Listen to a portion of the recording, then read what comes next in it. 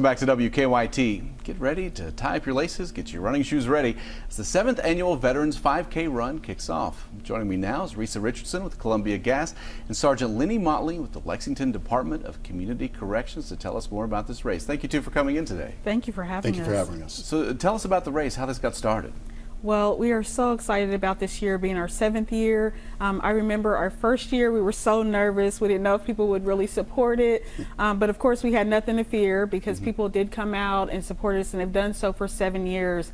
And this year being our 7th year, we have a lot in store for people. The biggest thing is that one of the biggest veterans causes that we've been supporting is actually going to be opening soon, and that's the Lexington Fisher House. Yeah, tell us about that. The money from this going to help veterans, how does it do that? Yeah.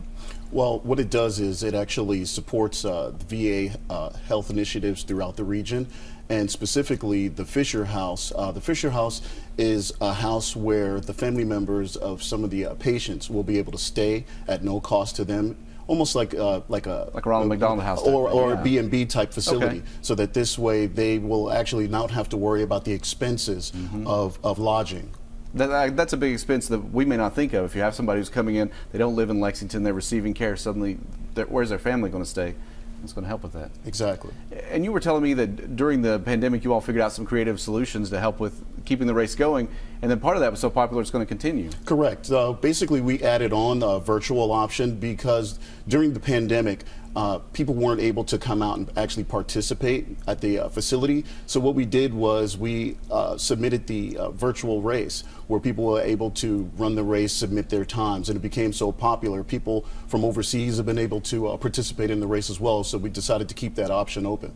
If somebody's watching this and they want to register, what's the best way to do that? Yes, if you'll just please go to veteransva5k.com. You'll find all of the information there, how to register. I will stress that today is the last day for advance registration. Okay. So if you want a little bit of a discount to help our veterans, then today is the day to sign up. And even if someone wants to help, maybe they're not an avid runner, they're afraid of that, but they just want to help out, is there still an option for that? Absolutely. They can still come to volunteer. They can make donations on the websites as well. They can still pay a registration fee. This year we have, in my opinion, one of the best t-shirts that we've had in the races so far. Right, nice. So they would actually get a great t-shirt to come along and be able to actually come along with the other people and actually gather camaraderie as far as with the other veterans and their families throughout the region. All right, it's going to take place at the VA hospital, at the facility out there? Yes, and it's always a blast. We have veterans who support this race and also who attend the race. And so if you want to do anything that's patriotic this year, leading up to the Veterans Day holiday, this is the race to come to. Thank you all for coming out and talking to us. We appreciate it. Thank You're more than you. welcome. Thank you for having us.